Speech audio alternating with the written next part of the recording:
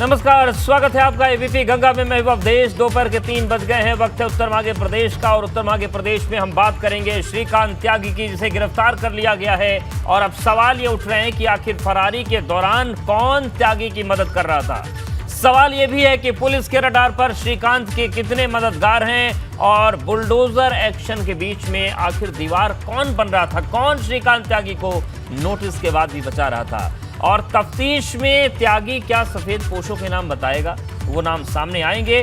Police के सामने बड़े खुलासे का ब्लूप्रिंट क्या है, ये तमाम सवाल हैं जिनकी उम्मीद की जा रही है कि शाम को 5 बजे जो प्रेस कॉन्फ्रेंस होगी उसमें कम से कम कुछ सवालों के जवाब मिले। हालांकि कुछ ऐसे भी सवाल हैं जिनके जवाब देना प्रशासन के लिए बड़ा असहज हो जाएगा। ऐसे में उन सवालों के जवाब कब आएंगे, ये एक बड़ी बात है कि श्रीकांत के प्रशासनिक व्यवस्था में, पुलिस व्यवस्था में कौन मददगार थे। निश्चित तौर से इस नाम का खुलासा इस प्रेस कॉन्फ्रेंस में नहीं हो पाएगा, क्योंकि तमाम जो आईएएस और आईपीएस के लॉबी के लोग हैं वो इसमें उनकी जो भूमिका है वो संदेह के घेरे में आएगी। जिस तरीके से आरोप लग रहे हैं कि श्रीकांत को गलत तरीके से जो गनर मुहैया कराए गए, इसके साथ ही साथ मोदी नगर में जिस तरीके उसने प्रॉपर्टी को कब्जा किया, और तमाम जो अवैध निर्माण का सिलसिला सामने आ रहा है, उन सब के बीच कई सवाल उठ रहे हैं। और कितने सवालों के जवाब मिल पाते हैं आज शाम के प्रेस कॉन्फ्रेंस में, ये भी देखने वाली बात होगी।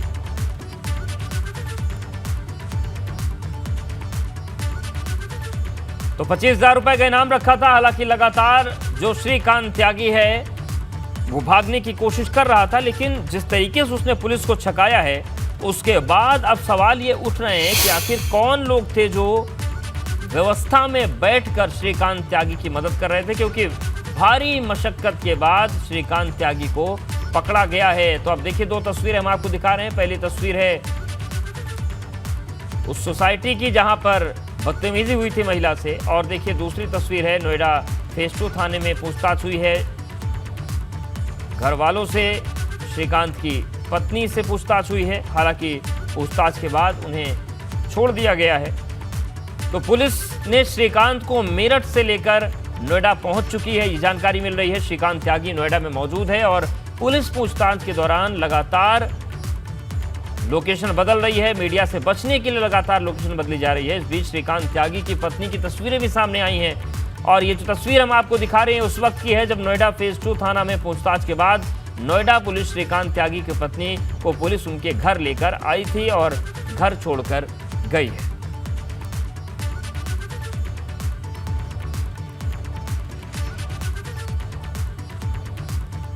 और हमारे साथ अविनाश नोएडा से बने हुए हैं, पुलिस मुख्यालय से विवेक हमारे साथ जुड़े हुए हैं। अविनाश, पहले आपके पास आ रहे हैं, फिलहाल क्या अपडेट है, श्रीकांत त्यागी को कहां रखा गया है, पूछताछ से क्या कुछ बातें निकलकर सामने आ पा रही हैं? देखिए, अगर बात करें तो श्रीकांत त्यागी से अभी भी नोएडा पुलिस लगातार पूछताछ कर रही है। हालांकि उसके जो लोकेशन है वो पूरी तरीके से गुप्त रखी गई है। कुछ चुनिंदा अधिकारी हैं जो कि इस पूछताछ में शामिल हैं, केवल उन्हीं को लोकेशन पता है, अन्यथा किसी के साथ लोकेशन शेयर नहीं की गई है श्रीकांत त्यागी के। क्योंकि जिस तरीके से पूरी मीडिया का जमावड़ा लगा हुआ है और तमाम सारे लोग श्रीकांत त्यागी के बारे में जानने के लिए उत्सुक है, इसको ध्यान में रखते हुए नोएडा पुलिस ने बेहद ही गोपनीय तरीके से उसको लेकर के मेरठ से नोएडा आई है। और अभी अगर बात करें तो किसी ऐसे लापता लोकेशन पे पूछताछ की जा रही है जहां पे सब कोई नहीं पहुंच सकता है, पुलिस लोकेशन छिपाई जा रही है। तो जाहिर तौर से बात है कि नोएडा पुलिस की यही कोशिश है कि जब तक कोर्ट में पेश नहीं कर लिया जाता है, रिमांड नहीं मिल जाती है, तब तक उसको मीडिया के सामने ना लाया जाए। ठीक है, मीडिया के सामने ना लाया जाए। अविनाश आएंगे आपके पास, विवेक भी हमारे साथ बने। विवेक, जिस तरीके से पूछताछ हो रही है, लोकेशन नहीं बताया जा रहा है, उसको गोपनीय रखा जा रहा है और कोशिश ये है कि मीडिया के सामने ना लाएं, इसके पीछे वजह क्या हो सकती है? कहीं ये वजह तो नहीं है कि मीडिया के सामने आए तो कहीं वो पहले वो नाम खोलना शुरू कर दे कि कौन कौन लोग मददगार थे, या इसके पीछे और भी कोई वजह हो सकती है? क्योंकि आप बहुत करीब से इन चीज़ों को जानते हैं, समझते हैं, एक लंबा अनुभव आपका रहा है इन ऐसे मामलों को लेकर। देखिए उद्देश्य, आपका आकलन बिल्कुल सही है। दरअसल ये होता है कि पूछताछ के दौरान बहुत सारी बातें सामने आती हैं, बहुत सारे ऐसे एंगल होते हैं जो पुलिस को भी नहीं मालूम होते हैं, और उस पूछताछ में वो चीज़ें सामने आती हैं। कौन मददगार थे, उन मददगार में कौन रसूखदार है। देखिए, भाजपा से जुड़ा हुआ था, इसके पहले बसपा से भी जुड़ा हुआ था, तो तमाम राजनीतिक पार्टियों से जुड़े होने के चलते बहुत सारी सावधानियां बरती जा रही हैं। कोई ऐसा नाम ना सामने ले ले मीडिया के सामने या सार्वजनिक रूप से या सोशल मीडिया पर जिस नाम को लेकर न सिर्फ पुलिस बल्कि राजनीतिक पार्टियां असहज हो जाएं। ये स्थितियां कई बार आती हैं, इसलिए पूछताछ की जा रही है, ठोक बजा के पूछताछ की जाएगी। और उसके बाद अगर ये भी तय नहीं है अभी कि श्रीकांत त्यागी को मीडिया के सामने पेश किया जाएगा या नहीं किया जाएगा। जो 5 बजे Alok Singh Noida commissioner press conference करने वाले हैं, बताने वाले हैं सारी चीज़ें, क्या उनके पीछे श्रीकांत त्यागी मौजूद रहेगा। जिस तरह से पुलिस की प्रेस कॉन्फ्रेंस होती है, आपने भी देखा होगा कि मुलजिम जो है, आरोपी, उसको पीछे रखा जाता है और सामने अधिकारी बैठ के प्रेस कॉन्फ्रेंस करते हैं। अगर उसको पेश किया जाएगा तो क्या बोलने दिया जाएगा, या कोई ऐसा जो अपनी तरफ से अपना पक्ष रख सके या अपनी बात रख सके, क्योंकि मीडिया ज़रूर कोशिश करेगी बात करने की, उससे पूछने की कि वो आखिर कहाँ रहा, कौन कौन लोग मददगार रहे। तो ऐसे में बहुत सारी चीज़ें पुलिस को भी ढका छुपा के रखनी पड़ती हैं। कुछ ऐसे दबाव होते हैं जो ऊपर के लोग नहीं चाहते, चाहे वो आधिकारिक लेवल पे हो या सरकार के लेवल पे हो या राजनीति के लेवल पे हो, नेताओं के लेवल पे हो। बहुत सारे नाम उसके पास हैं, उसके सामने ऐसी स्थितियां हैं कि वो नाम बोल सकता है और उसमें कई लोग फंस भी सकते हैं। तो एक ये तरीका होता है कि पूछताछ में उसको अगर मीडिया के सामने पेश करना है तो उतना ही बताया जाए, उतना ही कहा जाए जितना वो बोले, यानी उसको पॉइंट टू पॉइंट बताया जाएगा कि आपको सिर्फ ये चीज़ें बोलनी है। और इसी तरह से प्रेस कॉन्फ्रेंस में भी अधिकारी भी यही करते हैं, जब उनके पास बताने को बहुत कुछ नहीं होता। अभी एडीजी लॉ एंड ऑर्डर से हमने बात की तो उन्होंने वही बात कही कि उसको गिरफ्तार कर लिया गया है, इसके अलावा कोई जानकारी नहीं है। ऐसा नहीं है उनके पास जानकारी नहीं थी, सब जानकारी थी, एक जानकारी थी। कल रात से इस ऑपरेशन को लेकर जिस तरह से पुलिस जहां जा रही थी, जिस जगह दबिश दे रही थी, एसटीएफ की टीमें कहां लगी थी, नोएडा पुलिस कहां जा रही थी, कौन कौन से जनपदों में छानबीन कर रही थी, कितने लोगों को उठाया गया था श्रीकांत त्यागी से जुड़े हुए, सब पता था। लेकिन तब तक नहीं बोलेंगे जब तक फिल्टर होके चीजें बता ना दी जाएं कि इतना बोलना है, बिल्कुल ये इतना बोलना है और आगे नहीं बोलना है, क्योंकि बता दिए ये मामला निश्चित तौर से बहुत सारे लोगों से जुड़ा है। तमाम जो बड़े बड़े लोगों ने मदद की है, उसमें सियासतदान भी हो सकते हैं, आईपीएस भी हो सकते हैं, आईएएस भी हो सकते हैं। शक्ति भी हमारे साथ नोएडा से जुड़ रहे हैं। शक्ति, क्या जानकारी मिल रही है श्रीकांत त्यागी को लेकर, उसकी लोकेशन को लेकर कुछ खबर मिल रही है क्या? और जिस तरीके से जो त्यागी समाज है उनकी जो गोलबंदी की बात सामने आ रही थी, पूरा ओवरऑल क्या अपडेट है इस पूरे मामले में अभी तक का? देखिए, अगर त्यागी समाज की बात की जाए तो त्यागी समाज अब लगातार पंचायतें कर रहा है और लगातार श्रीकांत त्यागी के पक्ष में अपना पक्ष रख रहा है। और साफ तौर पे इस तरह की बयानबाजी भी अब हो रही है कि बीजेपी से दूरी बनाई जाए, क्योंकि त्यागी एक ऐसी बिरादरी है जो कि बीजेपी के हमेशा नज़दीक रही है और हमेशा बीजेपी को वोट किया। लेकिन ये नहीं कि सभी, कुछ त्यागी लोग अगर इस तरह की पंचायत कर देते तो सभी इस तरह से हो जाते हैं। कुछ लोगों का ये भी कहना है कि जो किया है, जैसा किया है, जो उसने गलत किया है, उसकी तो सजा उसे जरूर मिलनी चाहिए। लेकिन उनका ये भी कहना है कि जो नोएडा पुलिस ने उसकी जो पत्नी को उठाया था और उन्हें प्रताड़ित किया था, तो बिल्कुल भी ऐसा हम लोग बर्दाश्त नहीं करेंगे। त्यागी लगातार, श्रीकांत त्यागी की बात करें तो वो लगातार उत्तराखंड, सहारनपुर, मेरठ, मुजफ्फरनगर, इन्हीं के बीच में लगातार वह घूम रहा था और लगातार लोकेशन श्रीकांत त्यागी की वहीं पर मिल रही थी। श्रीकांत त्यागी के कल रात 3 दोस्तों को हिरासत में लिया गया था, जो कि मेरठ के ही रहने वाले हैं और जो श्रीकांत त्यागी की मदद कर रहे थे। तो श्रीकांत त्यागी को पता चल गया था कि कहीं ना कहीं अब उसकी गिरफ्तारी होनी है, और अगर वह आज सरेंडर करने में कामयाब नहीं हो पाता या गिरफ्तारी नहीं हो पाती, तो कहीं ना कहीं जो उसकी मार्केट थी उस पर भी बुलडोजर चल सकता था। जिस तरीके से जो बुलडोजर कल उसके फ्लैट के सामने जो अतिक्रमण था उस पर चला था। तो श्रीकांत त्यागी को लेकर अब 5 बजे नोएडा के जो पुलिस कमिश्नर हैं आलोक सिंह, अब वो प्रेस कॉन्फ्रेंस करेंगे और कमिश्नरेट ऑफिस जो उनका मेन ऑफिस है, उसी के हम बाहर इस समय मौजूद हैं, जहां पर चहल पहल है। जो मीडिया के लोग हैं वो यहां पर आ चुके हैं और अब तैयारी में है पुलिस, क्योंकि अब श्रीकांत त्यागी को यहां पर लाया जाएगा या नहीं लाया जाएगा, जैसे कि हमारे साथी विवेक बता रहे थे कि ये बात अलग है। लेकिन प्रेस कॉन्फ्रेंस के बाद ब्रीफ किया जाएगा और एक पहलुओं पर जो पुलिस कमिश्नर है वो मीडिया को बताएंगे। लेकिन अब देखना यह होगा, सबसे बड़ी अहम बात रहेगा, अविनाश भी लगातार बने। अविनाश, ये बताइए कि इस तरीके से लगातार लोकेशन बदलने के सामने बात आई कि हरिद्वार में सीसीटीवी फुटेज में वो देखा गया, ऋषिकेश में लोकेशन मिली, वहां पर 12 बार उसने फोन ऑफ किया, ऑन किया। फिर उसके बाद कल शाम को खबर आई कि सहारनपुर लोकेशन मिली। इतनी तेजी के साथ वो लोकेशन बदल रहा था और पुलिस की चुस्ती के बाद, यानी कि कुछ लोगों की मदद के बिना तो कम से कम ऐसी लोकेशन बदली जा नहीं सकती है। ये भी एक बड़ा मसला है, गंभीर मसला है कि पूरी मशीनरी उसको पकड़ने में लगी रही, लेकिन उसने अच्छे से छका लिया।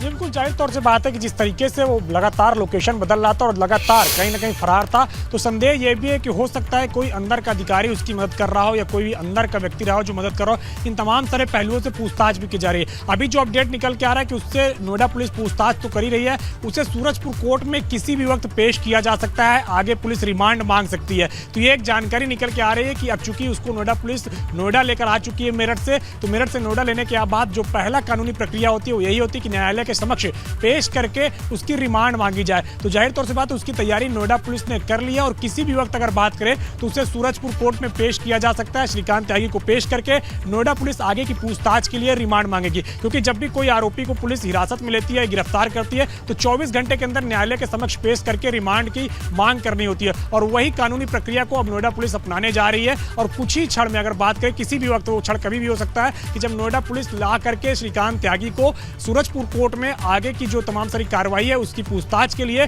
न्यायालय से रिमांड की मांग कर सकती है। तो ये एक जानकारी निकल के आ रही है। लेकिन जिस तरीके से वो 4 दिनों से गायब रहा है, फरार रहा है और पुलिस को लगातार चकमा देता रहा है, इन तमाम सारी चीजों में कौन उसके मददगार रहे हैं, किसकी शय पर वो इस तरीके से तमाम सारी काम कर रहा था, इसको लेकर के भी अब नोएडा पुलिस पूछताछ कर रही है श्रीकांत से और पूछेगी कि इन 4 दिनों में वो किन किन लोगों के संपर्क में रहा, किन किन लोगों ने उसकी मदद की है और कैसे वो इस फरारी के दौरान कहां कहां रुका, कहां कहां ठहरा। इन तमाम सारी चीजों की जानकारी ली जा रही है। और जाहिर तौर से बात है कि जिन लोगों ने मदद की है, जिन लोगों के संपर्क में रहा वो बीते 4 दिनों से, उन तमाम सारे लोगों के खिलाफ भी कार्रवाई की जाएगी। क्योंकि मुख्यमंत्री जिस तरीके से इस पूरे मामले को लेकर के सख्त हैं और मुख्यमंत्री की शक्ति के बाद ही अगर बात करें तो इतनी ज्यादा कठोरता से फिर जो है कार्रवाई की गई। और इसके बाद अगर बात करें तो तमाम सारा जो पुलिस प्रशासन है वो पूरे दल बल के साथ लगा और यही के कारण है कि फिर जाके मेरठ से गिरफ्तारी हुई। नहीं तो पिछले 4 दिनों की कार्रवाई में देखिए कि उस तरीके से कार्रवाई नहीं हो रही थी जिस तरीके से होनी चाहिए। तो जब मुख्यमंत्री पूरी तरीके से सख्त हुए तो उसके बाद फिर कार्रवाई में तेजी देखने को मिली। श्रीकांत त्यागी गिरफ्तार भी हुआ है और अब उससे पूछताछ जारी है। कुछ ही देर में अगर बात करें तो सूरजपुर कोर्ट में लाके उसे आगे की रिमांड के लिए न्यायालय के समक्ष पुलिस अपनी ओर से रिमांड की मांग करेगी और उसके बाद फिर आगे की पूछताछ की जाएगी, जहां पे भी विस्तृत जानकारी श्रीकांत त्यागी से ली जाएगी, किस तरीके से वो गायब रहा, किस तरीके से लोगों के संपर्क में वो रहा और किस तरीके से इस फरारी के दौरान कौन कौन लोगों ने उसकी मदद की। तो जाहिर तौर पर जिन लोगों ने मदद किया है उनके खिलाफ भी कार्रवाई होनी भी चाहिए। लेकिन विवेक, आपके पास आएंगे, 2020 में एक बहुत बड़ी घटना यूपी में हुई थी, हालांकि उसकी तुलना इससे नहीं हो सकती, लेकिन फरारी और उसके दौरान भागने की जो घटना है, विकास दुबे का जो मामला था, वो भागा, बहुतों ने मदद की और कैसे वो पहुंच गया, ग्वालियर उज्जैन तक पहुंच गया। उस वक्त भी दावे हुए थे कि उसको तो अंजाम तक पहुंचाए, लेकिन जिन सफेद पोशों ने उसे विकास दुबे बनाया था उन पर भी कार्रवाई होगी, नाम सामने आएंगे, जिन्होंने मदद की उनको भी कसेंगे। न तो किसी सफेद पोश का नाम आया, न किसी पुलिस अधिकारी का नाम। कुछ नाम कई बार मीडिया में चलते हैं, लेकिन कार्रवाई के नाम पर क्या हुआ सबके सामने है। तो क्या वाकई वो कार्रवाई हो पाएगी, वो दृढ़ इच्छा दिखती है? क्योंकि जब मामला आईएएस या आईपीएस पर आता है तो कितना सक्रिय होकर कार्रवाई हो पाती सबके सामने है। मणिलाल पाटीदार, ऐसा लगता है कि आसमान खा गया उसे। तो क्या आपको लगता है कि इसको तो पकड़ लिया, लेकिन जिन अधिकारियों ने इसे पाल कर बड़ा किया वो सीखों में कसे जा पाएंगे? अवधेश, सबसे खास बात यह है कि श्रीकांत त्यागी के मामले में भी बहुत सारे आईपीएस अधिकारी कटघरे में हैं। जिन्होंने गनर दिया था श्रीकांत त्यागी को, वो गनर देने वाले अधिकारी कटघरे में हैं और इसके अलावा जिन्होंने उसकी मदद की है इस दौरान भी उसके साथ बहुत ऐसे अधिकारी हैं जिन्होंने मदद की है और वो उसके समाज से जुड़े हुए ही लोग हैं, यानी त्यागी समाज के लोग हैं। और पश्चिमी उत्तर प्रदेश में अच्छी तरह से लंबे समय तक तैनाती पे रहने वाले वो अधिकारी हैं, उन पर राडार कस दिया गया है, शिकंजा कस दिया गया है, वो राडार पे हैं। मुख्यमंत्री ने इसीलिए कल रात इस मामले को लेकर बातचीत की थी, डीजीपी से बात की थी और अपर मुख्य सचिव गृह अवनीश अवस्थी से बात की थी।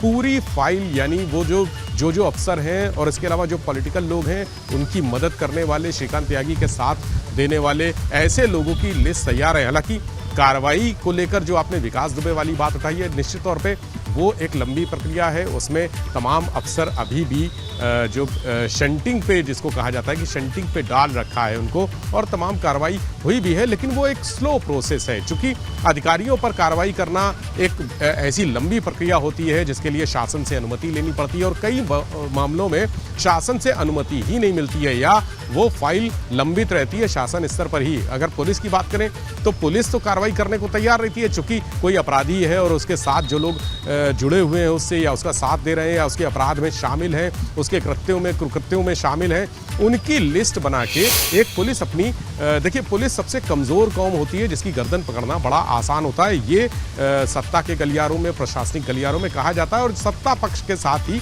पुलिस रहती है। इसको लेकर चाहे दिल्ली की बात कर लें, हम केजरीवाल भी यही आरोप लगाते रहे हैं, अखिलेश यादव बार बार ये कहते रहे कि पुलिस तो उनकी है, भाजपा की है, तो पुलिस को कटघरे में खड़ा किया है। लेकिन पुलिस अपनी गर्दन बचाने के लिए कोई भी ऐसा काम नहीं करती है कि आगे फंसा दिया जाए, सारी लिखा पढ़ी करके सौंप देती है। अब ये शासन के ऊपर होता है कि वो किस मामले को कितना गंभीरता से ले रहे हैं। बहुत सारे बड़े बड़े अधिकारियों की फाइलें आज भी अनुमति का इंतजार कर रही हैं कि अभियोग चलाने की अनुमति एक मांगी जाती है, चूंकि आईएएस और आईपीएस पे ऐसे, या पीपीएस और पीसीएस पे इस तरह से एकदम मुकदमा दर्ज करके, एफआईआर दर्ज करके केस नहीं चलाया जा सकता। उसके लिए शासन की अनुमति जरूरी होती है, और बहुत सारे अधिकारियों की अनुमति शासन स्तर पर ही लंबित पड़ी है। तो श्रीकांत त्यागी, ये विकास दुबे की बात हो गई, उसमें भी बहुत सारे अधिकारी ऐसे रहे जो उस समय कानपुर में तैनात रहे।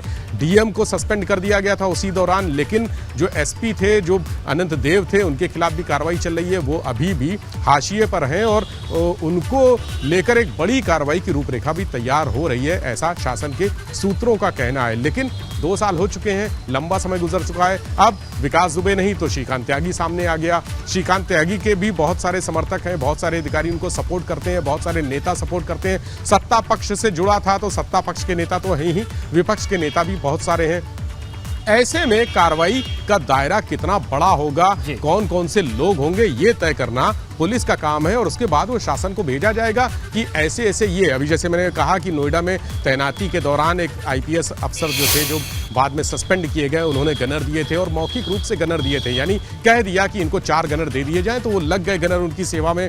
और इसी तरह से अभी भी वर्तमान में भी कई गनर उनके साथ थे। ये गनर कहाँ से मिले, कहा जा रहा है कि लखनऊ के कुछ अधिकारियों से अच्छे संबंध थे, उन्होंने गनर मुहैया कराए थे। तो बहुत सारे अभी नाम सामने आएंगे, अधिकारियों के नाम। देखिए, मुझे तो मालूम है एबीपी गंगा के पास नाम है, लेकिन वो लिखा पढ़ी में नहीं है। मुझे मालूम है कौन अफसर थे, किन्होंने गनर दिया, मुझे मालूम है यहाँ कौन पुलिस मुख्यालय में बैठे हुए अफसर हैं ऐसे जो उसको सपोर्ट कर रहे थे, सब मालूम है। लेकिन वो लिखा पढ़ी की बात अभी नहीं हुई है, इसलिए उनके नाम सामने लाना बिल्कुल। और अब देखने वाली बात होगी कि इस प्रक्रिया के बीच से क्या ऐसे लोगों की जिम्मेदारी तय की जा सकेगी, क्योंकि ये वो लोग हैं कि यही श्रीकांत त्यागी जैसे लोगों को खड़ा करते हैं, बड़ा करते हैं, और वो उसके बाद अराजक हो जाता है। तो इन तस्वीरों पर भी लगातार निगाहें बनी रहेगी। आप तीनों हमारे साथ बने रहिए।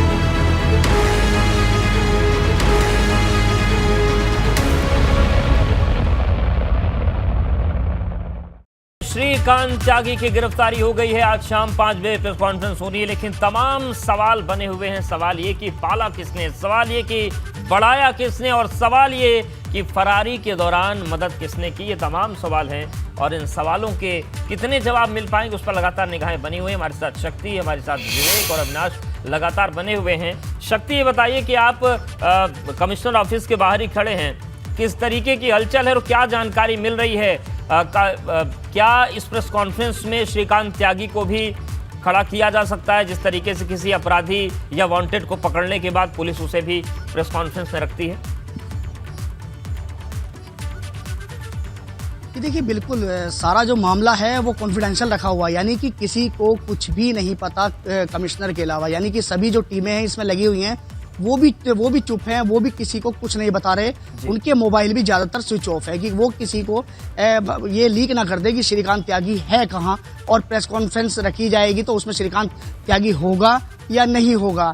एक बात अवधेश जी आप कह रहे थे, तो ये कह रहे थे कि ऐसा श्रीकांत त्यागी के पीछे कौन है, कौन आका है इसके पीछे। तो जब कोई सत्ताधारी पार्टी में कोई बड़ा लीडर होता, बड़ा नेता होता, जिस तरीके से स्वामी प्रसाद मौर्य का इस पूरे प्रकरण में नाम आया, जो कि श्रीकांत त्यागी जिसके सबसे ज्यादा नजदीकी थे, जो बसपा में सबसे कद्दावर नेता माने जाते थे, तो उस समय जितने भी अफसर थे वो लोग श्रीकांत त्यागी के इर्द गिर्द नजदीक पहुंचे, और आज तक भी वो लोग उसके इर्द गिर्द हैं। क्योंकि बसपा चली गई, लेकिन उसके बाद सपा आई, या सपा आने के बाद बीजेपी आई, तो लगातार ऐसे लोग अपनी नजदीकियां बढ़ाते रहते हैं, और वो अधिकारी भी खुद ऐसे लोगों से नजदीकियां बढ़ाना चाहते हैं कि जिनकी सत्ताधारी पार्टी में अच्छी पकड़ हो, क्योंकि उन्हें भी ट्रांसफर पोस्टिंग करानी पड़ती है और कई ऐसे मामले होते हैं जो उन्हें सुलझाने पड़ते हैं। तो श्रीकांत त्यागी के पीछे एक नहीं तमाम ऐसे अधिकारी हैं।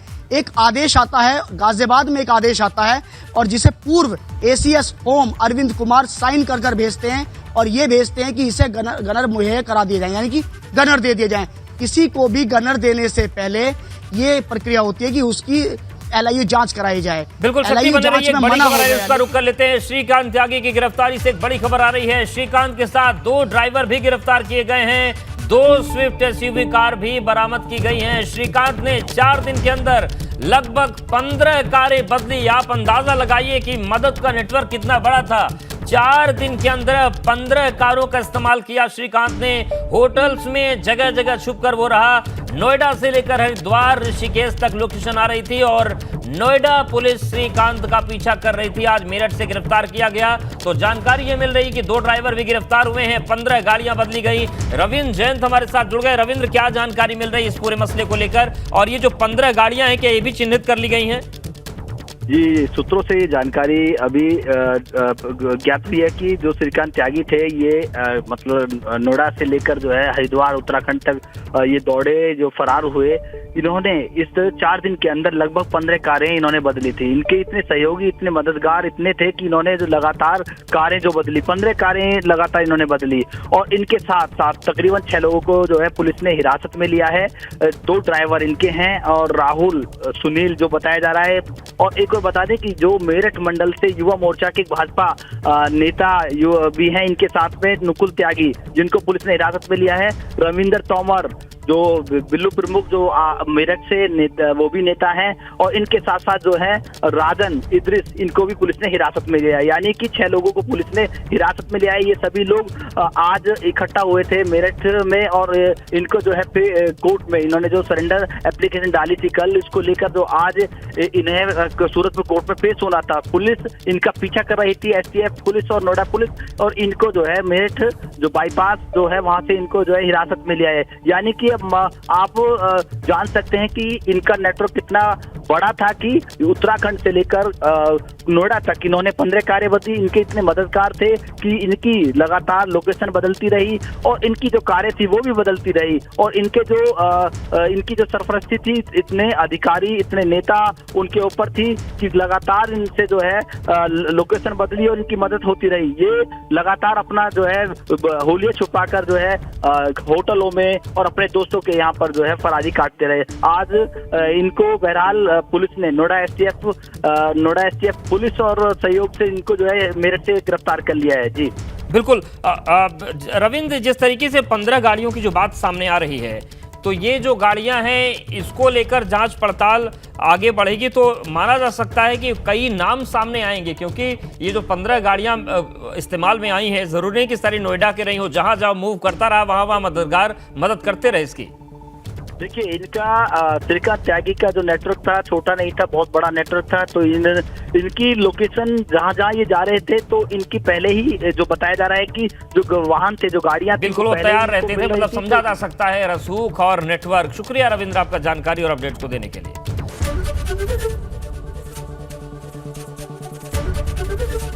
ABP गंगा, खबर आपकी, जुबान आपकी।